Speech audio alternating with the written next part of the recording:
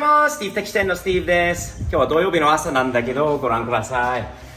雨じゃないんだけど、霧雨って言うんですか？そういう感じなので、ちょっと濡れてるんだけど、ちょっとワイパーのない、しばらく乗ってない息子の RX7 で、今日のイベントまで行きたいなと思っております。エンジンかかるのかな？開けてみよう。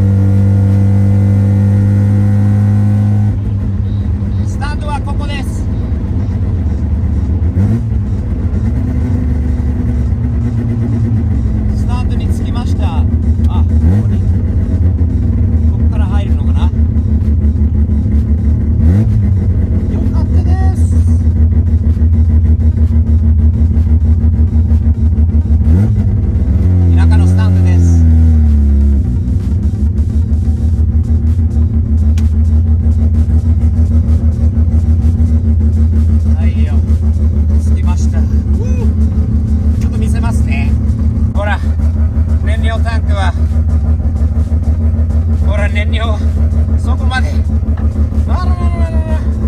あとは大丈夫。水温度、お水の温度とオイルの温度とこの間の木森のオイルを入れ替えたので OK です。またかかるかな。